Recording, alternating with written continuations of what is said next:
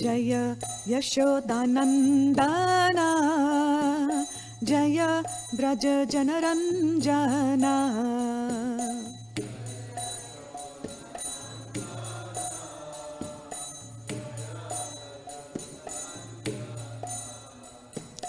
जय यशोदानन्दना जय व्रज जनरञ्जना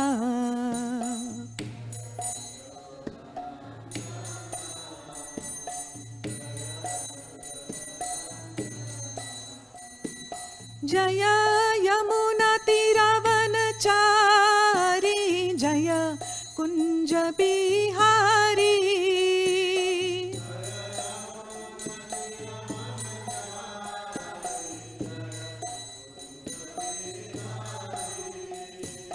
जय यमुनातीरवनचारी जय कुञ्ज बिहारी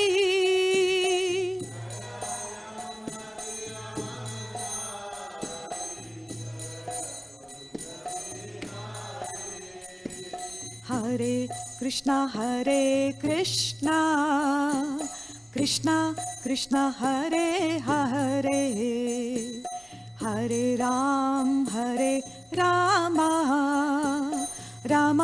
राम हरे हरे हरे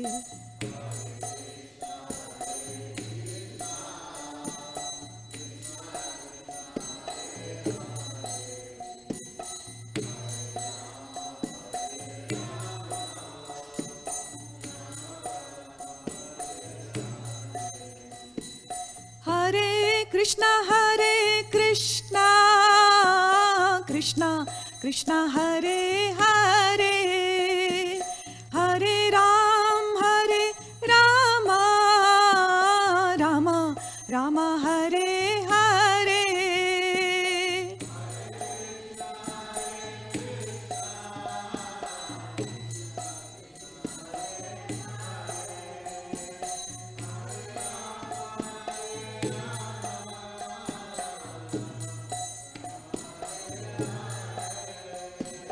जय प्रभुपदा श्रीला प्रभुपदा जय प्रभुपदा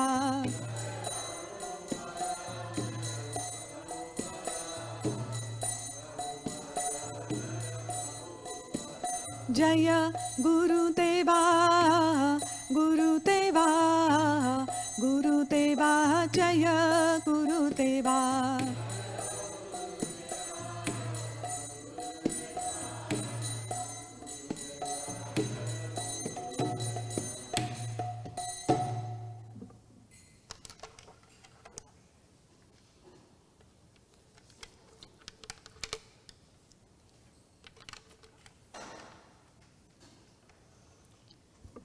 श्री गुरु गौरंग की जय, श्रील प्रभुपाद की जय।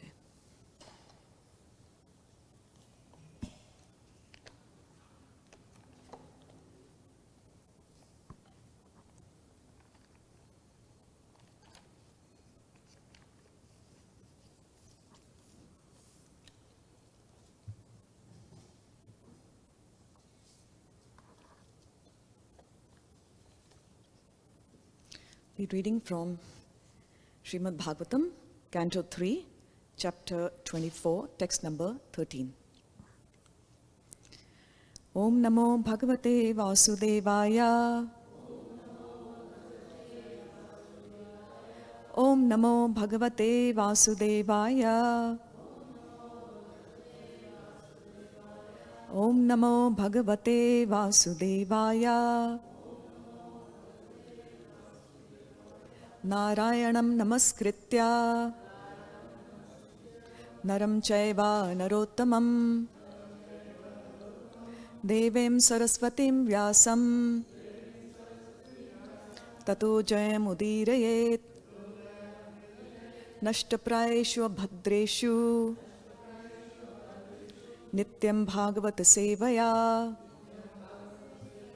Bhagavati Bhattama Shloke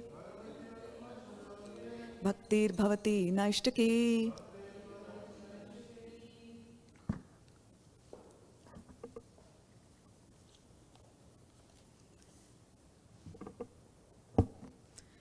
Before giving the class, I beg blessings from all the senior Vaishnavas and all the assembled devotees here. Hare Krishna. Text number 13. Please repeat.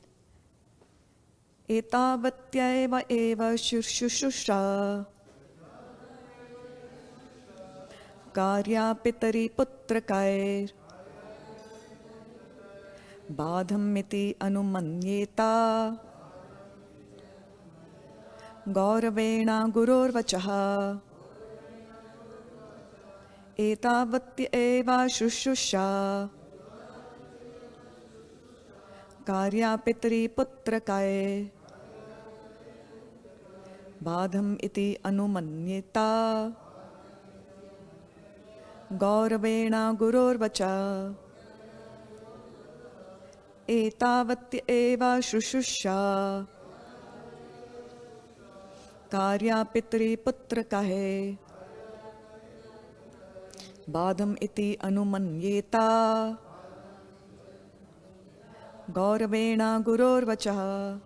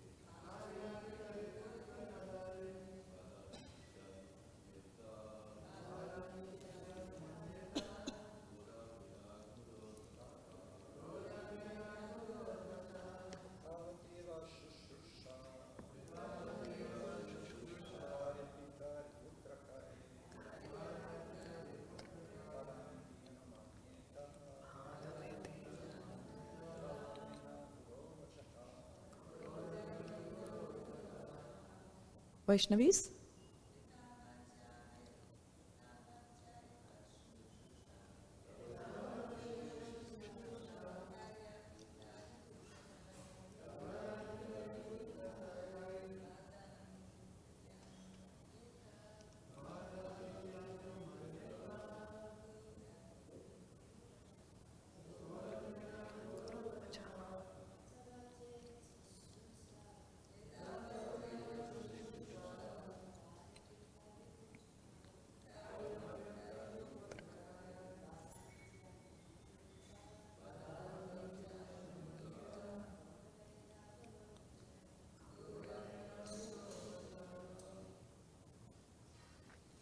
Please repeat.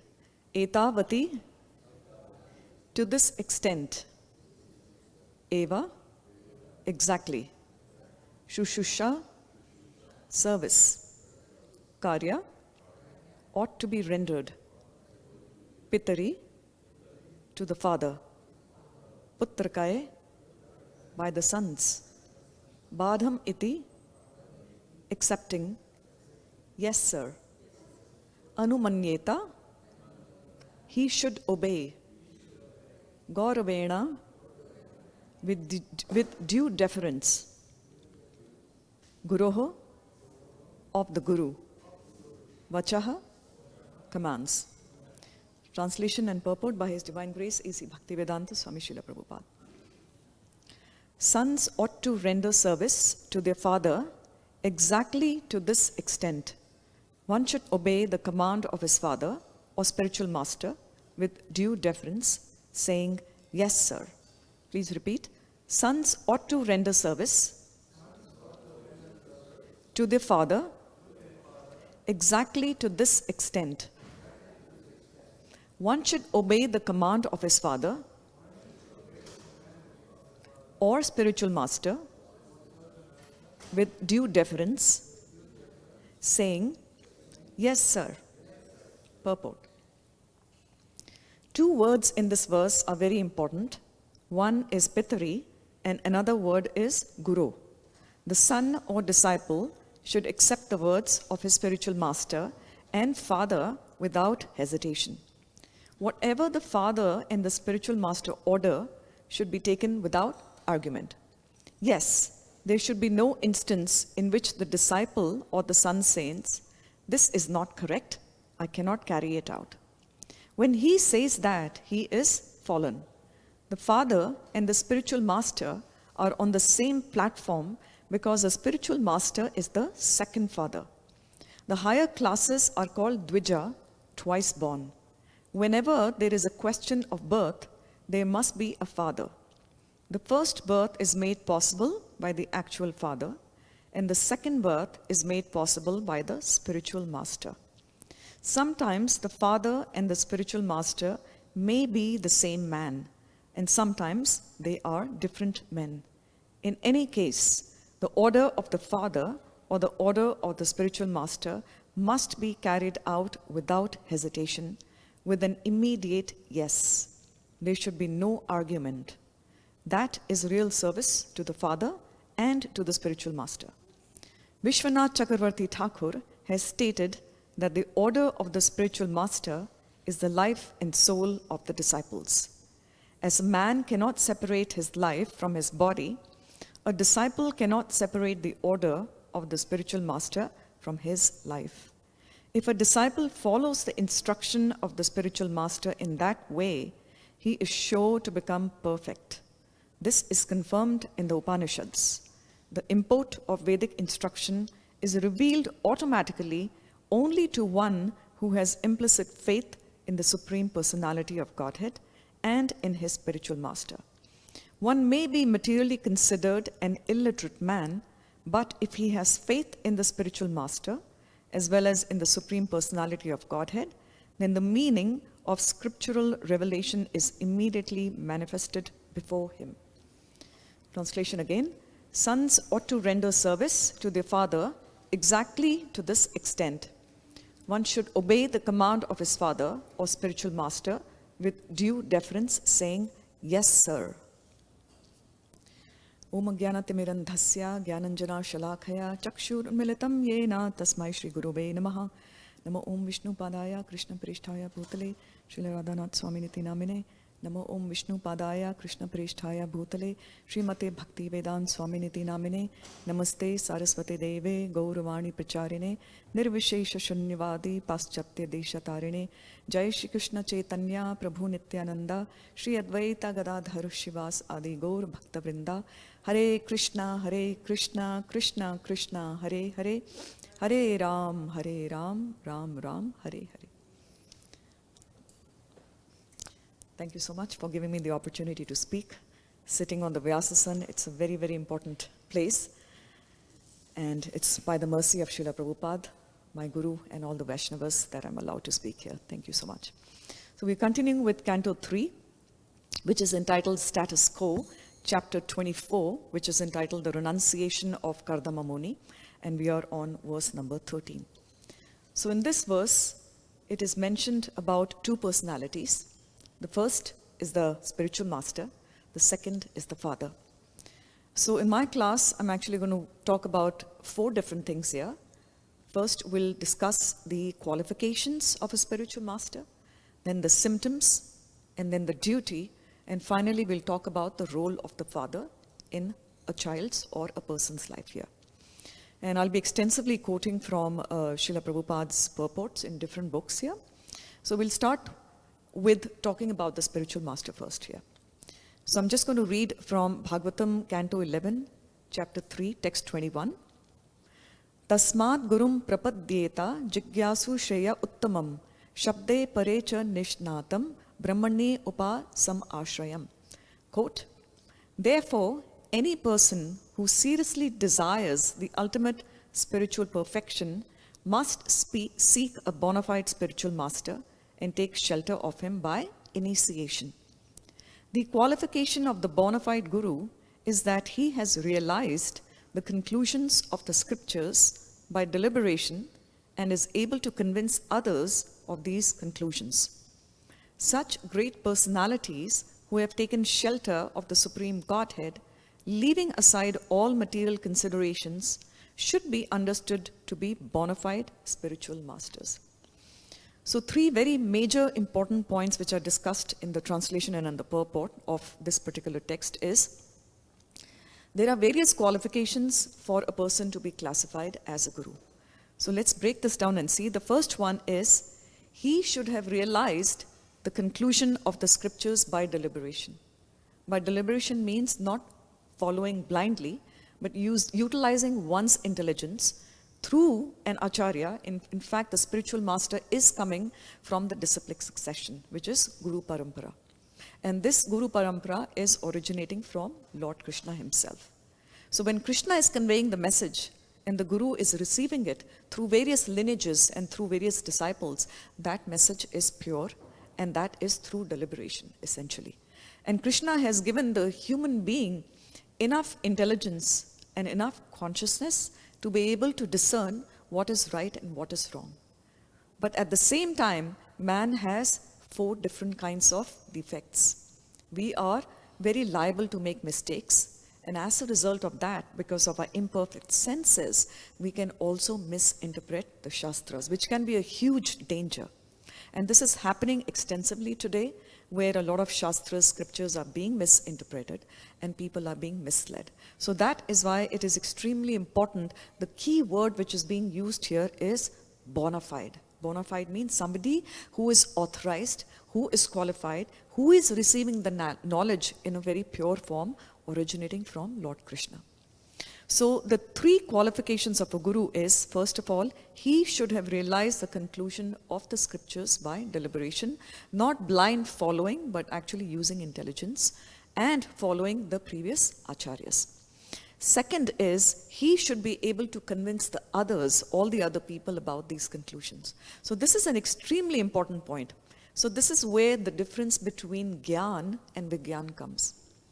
We can study as many scriptures as we want, but if we do not apply the knowledge that we have gained from those scriptures, our knowledge is incomplete. And this is why Srila Prabhupada could have actually stayed back in India. He had read all the books. He's a perfect scholar. But what was the need for him to come to the US? To actually convert that Gyan into Vigyan. That means applied knowledge, and give that knowledge to all of us. So this is a very important criteria. Simply becoming a scholar is not enough. Actually giving the knowledge is the principle of a movement. This is how we convey Krishna consciousness to others. And so that is a qualification of a guru.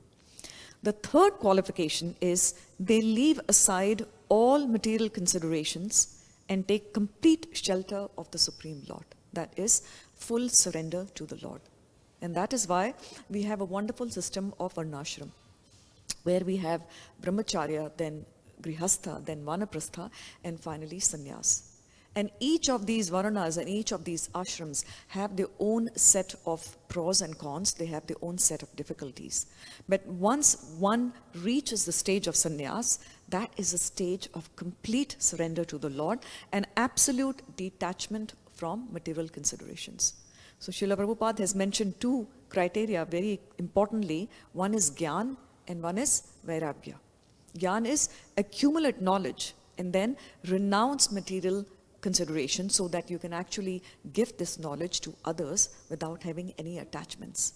The moment we have even a tinge bit of material attachment, that will actually prevent us from fully surrendering to the Lord. So these 3 qualifications, and then there's a 4th one which is coming from the teachings of Lord Kapila, 4.4, quote, he must have heard the Vedic knowledge through the disciplic succession, and he must be established in service to the Supreme Lord. So this disciplic succession is so very important in our line, in our tradition. And when I joined Krishna consciousness for the first 2 years, I was very baffled. What is this disciplic succession? And through acquiring education from the modern universities, increased education makes us naturally very arrogant and very pride. I speak for myself. And I was guided by my Shiksha gurus here, as well as in San Diego, and they explained what is Guru Parampara. And once it was explained, it made complete sense to me that the knowledge has to be pure, it has to be as it is, and it has to be passed down through disciplic succession. And that disciplic succession need not be necessarily coming from a father to a son, and then son going to another son. That's not true. It is actually coming from a bona fide person who is classified as an acharya. So what is the meaning of the word acharya? It's a very loaded word actually. The root word of acharya is coming from acharan. Acharan means conduct. So acharya is a person who shows us devotional service by example. So when we see what an acharya is doing, how he deals with devotees, how he acts, how he talks, how he conveys knowledge, this is what we need to absorb from the acharyas. That means the acharya teaches exactly by example. So the common quote that we read is, practice what you preach. So if we are preaching but we don't practice it, that makes us a pretender, also a hypocrite. Sorry for using these words, but essentially we do need to practice what we preach. Otherwise, we have a long way to go, and also otherwise we are not qualified to make disciples. So those are very, very important qualifications of a bona fide guru.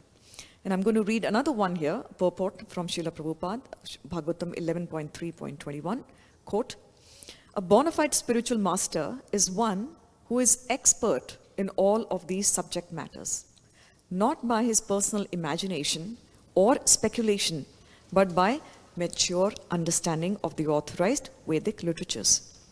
The duty of the bona fide guru is to connect the disciple to Krishna. A scholar or meditator has no potency to connect another living being with Krishna if that scholar or meditator himself is not connected with Krishna." So it's an extremely important point here. The sole duty of a spiritual master, of a guru, of an acharya, is to connect the disciple with Krishna. There is absolutely no other duty. And this is what all the spiritual masters in our Guru Parampara are striving to do, to connect us all through the Parampara to Krishna. And there are, of course, various regulations, various rituals, there are various formalities that have to be undertaken, and these are not frivolous or whimsical formalities. Initiation is very important. Harinam initiation is very important. That's our first step to connect to the Lord. And then a Brahman initiation is critical when we develop a very strong attraction to serve the deity directly. So I was told earlier that Harinam initiation is enough to get you back to Godhead, which is very true actually, because we have become the Das and the Das, or the servant of the servant of the servant of the Supreme Lord. So this is extremely important, that the duty of the spiritual master is to connect the disciple with Krishna. And the disciple equally has to have faith in the spiritual master, has to have enthusiasm. These are all principles of Srila Rupa Goswami. We've talked about enthusiasm, we've talked about greed, which is lolyam in Krishna consciousness. We've talked about Shraddha. All these elements are very important for a disciple to make progress in Krishna consciousness. So when a spiritual master initiates a disciple, that's not the end of the journey. In fact, that is the start of the journey. And as a disciple grows in a spiritual trajectory, the progress is known by how humble a disciple actually becomes. And through humility, not only serves the deity, but also the Vaishnavas. So that is a very important point. And it is said the Guru knows exactly what is going on in our hearts. And I actually speak this from my own personal realization. This is a Guru can see what is in your heart and can understand what you're going through. And I'm going to read another one here about an Acharya. This is from Bhagavatam 11.17.27. Acharyam mam vigyaniyan nava manyeta karhichit na martya buddhya suyeta sarva devo mayo guru. One should know the Acharya to be myself and never disrespect him in any way. One should not envy him, thinking him an ordinary man, for he is the representative of all the demigods. This is Lord Krishna telling Uddhava in Canto 11 here. Krishna himself is saying that Acharya is my representative, but the Acharya is not Krishna. So a guru or a spiritual master or an Acharya is not supposed to be imitating Lord Krishna. He or she is a representative of Lord Krishna, and so we actually worship the Guru or Acharya exactly like Krishna. And this is why we offer Guru Puja every morning, because the Guru is conveying to us the knowledge of Krishna himself here. So this was the first part, which is talking about the qualifications and the duty of a Guru. The second part is the symptoms of a guru. How do we recognize the symptoms of a guru? In fact, in Bhagavad Gita, Arjun himself asked Krishna, "Oh Krishna, tell me how a fully realized soul works. How does he behave? How does he talk? What does he do? What does he not do?" So in a similar way, the symptoms of a guru are very nicely explained to us by Srila Rupa Goswami in Nectar of Instruction, verse number 1. Vacho vegam manasa krodha vegam jihiva vegam udarupashtha vegam etan vegan yo vishahe tadhira sarvam api mam prithvim sa shishyat. Quote, a sober person who can tolerate the urge to speak, the mind's demands, the actions of anger, and the urges of the tongue, the belly, and the genitals is qualified to make disciples all over the world. So this is a lot of sense control. This is a huge amount of sense control. And the first thing which is very difficult to control is the sense of our tongue. The tongue has two purposes. One, to eat, and the second is to talk. But if we can control the urge to speak and also control the urge to control our diet, then we have a high level of sense control. And in fact, Srila Rupa Goswami says all these three are in one line: the tongue, the belly, and the genitals. And so we need to control all of these three. Overeating leads to problems in the stomach, which can lead to sleep issues, and eventually lead to problems and frustration, and eventually lead to lust and sexual desires. So the symptoms of a guru is that he is sober. Another word for sober in Gita is dhira. Dhira means a person who is very sober. So tolerating all these urges to speak, to control the mind, to control our lust, anger, and greed, to control our bodily organs, this is a qualification for a guru to be recognized as a guru here. In fact, Srila Bhaktisiddhanta Saraswati Thakur has said, one who has understood the futility of material existence can approach a bona fide spiritual master. This is coming from our acharyas themselves here. So these are some of the qualifications and some of the duties and some of the symptoms of a guru. And one of my favorite verses, which I'm sure all of you have memorized, is coming from Bhagavad Gita 4.34. Tat vidhi pranipratena pariprashnena sevaya upadekshanti te jnanam jnaninas tattva darshina. Just try to learn the truth by approaching a spiritual master, inquire from him submissively, and render service unto him. The self-realized souls can impart knowledge unto you because they have seen the truth. In fact, I'm sure all of you who preach on a regular basis, my brothers here, can attest that preaching is a very, very, very difficult task. Very difficult. In fact, when I preach to my friends here in LA as well as in India, and I give the importance of accepting a spiritual master, without which there is no connection with the Guru Parampara, the most common response that I get is, I don't need a guru because Krishna is in my heart and he is guiding me from inside. So that is the most common response, and I'm sure all of you can agree with this. So that is true. Krishna is guiding us from inside as a super soul. But can we understand what Krishna is trying to tell us every single minute? Krishna is the overseer, he's the witness, he's the controller, he's the guide.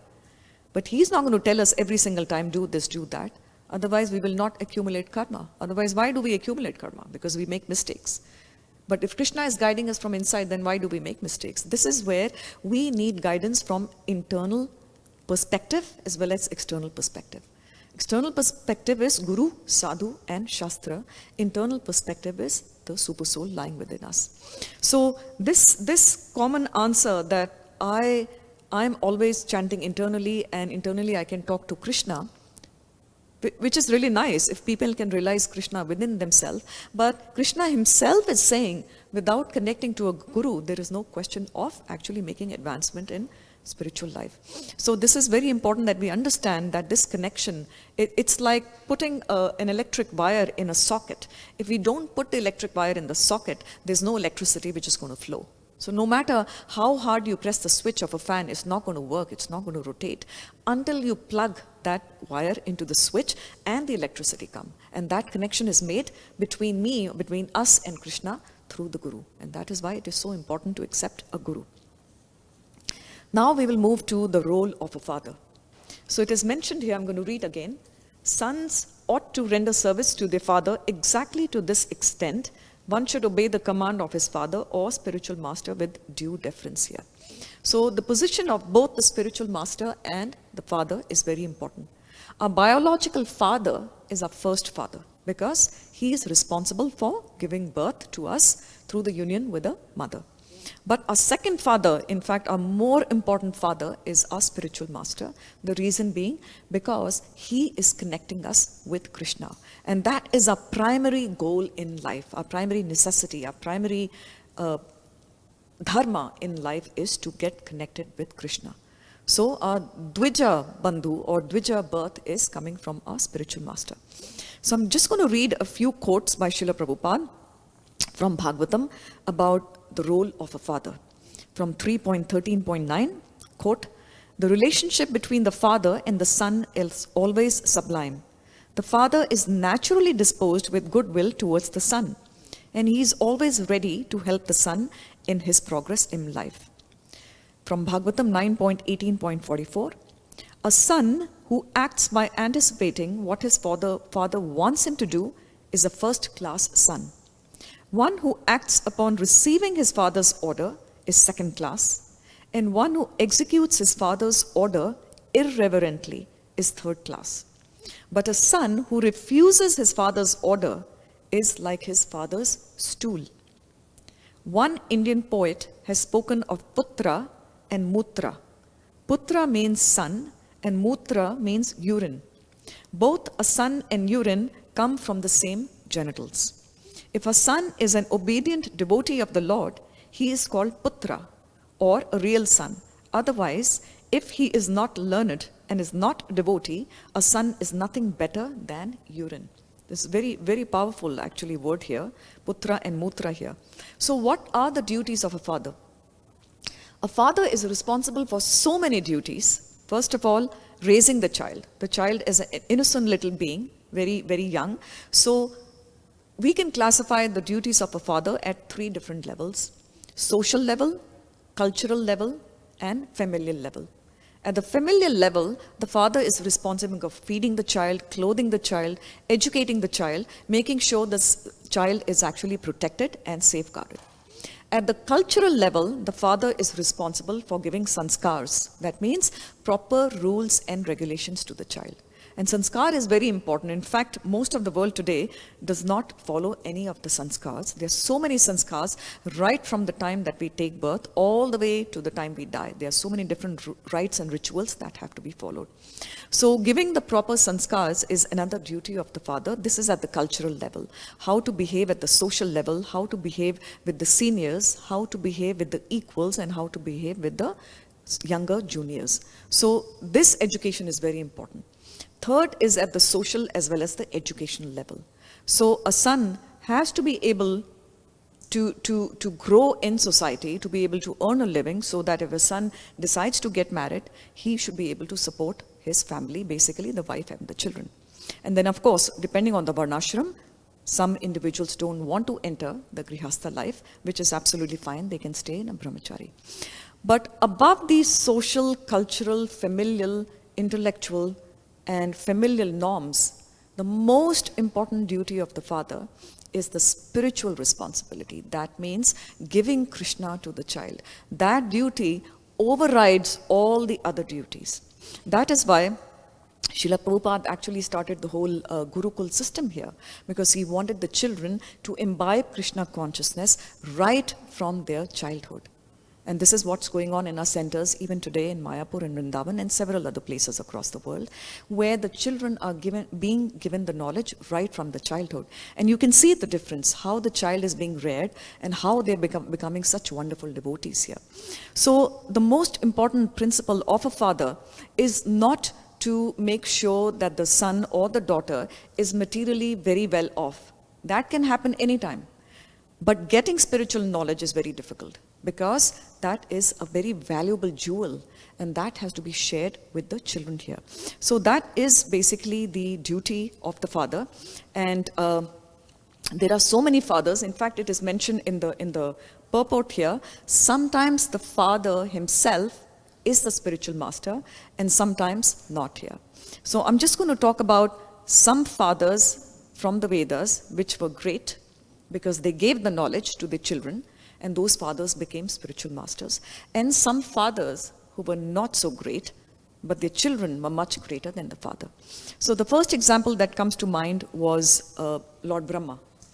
And Lord Brahma is the secondary creator, Krishna is the primary creator, and he generated so many sons from his various actions here. It is said Narad was born from the deliberation of Brahma, which is the best part of the body. Vashishta was born from his breathing, and Daksha from a thumb, Bhrigu from his touch, and Kratu from his hand. This is from Bhagavatam 3:12-23. So we can see in this case, Lord Brahma, he generated his sons not through the normal means of procreation, but through various Shaktis that he was invested by Lord Krishna himself. So it is mentioned here that Daksha inherited from Lord Brahma fruitive work, and the 4 Kumaras inherited knowledge, Gyan Kanda, but most importantly, Devarshi Narad inherited bhakti from Lord Brahma. So Lord Brahma gave everything to his son, but Narad Muni is glorified much more because he is the Bhakti Shakti of Lord Krishna. So it is mentioned here, sometimes the father can serve as a spiritual master and sometimes the others can also serve. Another classic example is Vyasadeva. Shukadev Goswami is the son of Vyasadeva, and Vyasadeva is the Shakti avatar of Lord Krishna here. And it is mentioned that when Vyasadeva with his wife Swaha actually conceived Shukadev Goswami in the womb, he did not want to come out. He was there in the womb for 12 years because he said, when I come out, I'll be influenced by Maya. And so Vyasadeva had to plead with him, please come out. You will not be touched by Maya. And he says, no, I'm not going to come out. And then Vyasadeva actually went to Dwarka and he talked to Lord Krishna. He says, my son refuses to come out. And Krishna came and assured him, you will not be touched by Maya, please come out. And then Shukadev Goswami came out, immediately went to the forest. And Vyasadeva was very despondent that I wanted my children to increase the population of the planet, but my son has left to go to the forest. And it is mentioned here that Shukadev Goswami actually created a duplicate copy of himself, who actually went back to Vyasadeva and entered the Grihastha ashram and actually gave rise to a daughter. But the real Shukadev is the one who actually recited the Bhagavatam to Parikshit Maharaj. So wonderful fathers here. What about the not so wonderful fathers? We have various examples from our scriptures here. The first father that comes to mind, at least to me, is Hiranyakashipu, who was probably one of the worst fathers. And although I should not say worst here, because Hiranyakashipu and Hiranyaksha are incarnations of Jaya and Vijay. So they are all doing their duties. They are all servants of the Lord. But in this case, the son is acting like the spiritual master of the father. Hiranyakashipu is saying, give up your bhakti to Lord Vishnu and actually take shelter of material energy and rule this planet. And Prahlad Maharaj is just saying Vishnu, Vishnu, Vishnu, Om Namo Bhagavate Vasudevaya, essentially. So here Prahlad Maharaj is giving the right knowledge to Hiranyakashipu, but Hiranyakashipu refuses to take that knowledge, and eventually what happens? He is completely decimated by Lord Krishna. And then another example of a not so great father is Shantanu. Shantanu Maharaj, his son was Bhishma. And Shantanu was actually attracted to the beauty of Satyavati, and he became weak-hearted. And as a result of his weak-heartedness, his own son Bhishma had to take a vow that he would never get married and he would renounce the throne. And as a result of this, remember what happened to the whole Kuru dynasty. Pandu Maharaj lost his life. Dhritarashtra was a very weak king. Pandu Maharaj's son Chitrangada and Vichitra Virya, they both of them lost their lives. And eventually it became a whole mess, leading to the battle of Kurukshetra. So eventually when a mistake is made by a father, the generations are likely to suffer. Except in the case of Prahlad Maharaj, because of the purity of Prahlad Maharaj and the blessings he sought from Lord Nrsimhadev, then those generations were liberated. But if a father makes a mistake, as is very evident in the case of Dhritarashtra, there is just devastation and damage to the future generations here. So I just want to end here. That how important it is that we respect the spiritual master and the father equally. And the father also has to be qualified. If a father is guiding us away from Krishna consciousness and saying, you don't need to take to Krishna consciousness. In fact, you should become very wealthy and you should make a living, and your only goal in life is to grow very opulent. That's not the right guidance. In that case, the son has all qualification to let the father know, oh my father, this is not the duty of my life. My duty of my life is to actually connect myself and also connect you with Krishna. This is what Prahlad Maharaj was doing here. So, reading the verse again here, sons ought to render service to their father exactly to this extent. One should obey the command of his father or spiritual master with due deference, saying, yes sir, yes sir, yes sir. His Divine Grace, A.C. Bhaktivedanta Swami Srila Prabhupada Ki Jai. I'm happy to take maybe one or two questions. I know we are above the time. Yes, Rabindranath Prabhu. Yeah, you mentioned how the spiritual master can understand the heart of his disciple. Does that mean that he could read my mind like that? That's a very, very difficult question. Read a minding, that's almost like somebody who has very mystic powers and acquired the Ashtasiddhis or the 8 yogic mystic powers. So I would say, I would defer to my seniors here at this point, because I don't want to say that a spiritual master has acquired all the siddhis or is a siddhi yogi, but essentially from my experience, a spiritual master can see the deficiencies in a disciple and correct them, but a spiritual master cannot make out every single moment what I'm thinking. That's probably not possible. And in fact, a disciple would be very scared if I get to know what my spiritual master is thinking every single second, what's going on in my heart. I'll not be able to live peacefully.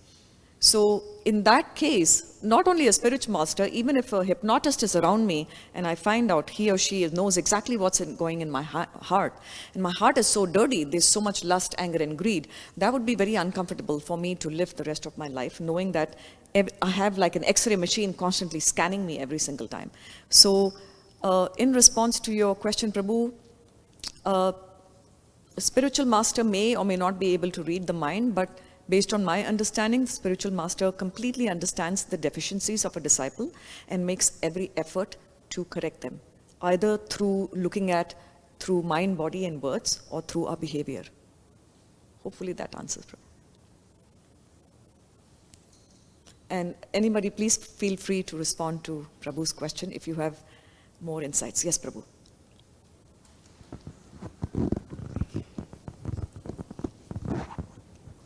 There's a famous morning walk with Srila Prabhupada in Mayapur, and Jayadvaita Maharaj asked Srila Prabhupada, the spiritual master is perfect, and Prabhupada goes, yes.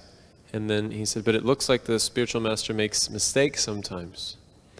And then Srila Prabhupada explained that the spiritual master is an omniscient, but the spiritual master is awarded by Krishna what he needs to know about the heart of the disciple.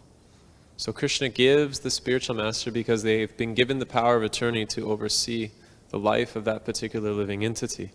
Krishna gives the spiritual master knowledge from within the heart as to how to guide that particular living entity. But it's not that the spiritual master is omniscient. Spiritual master knows what Krishna wants him to know. Thank you for expressing that so beautifully. Thank you so much, Prabhu. Any other questions or comments? Srila Prabhupada Ki Jai. Gaur Premanande.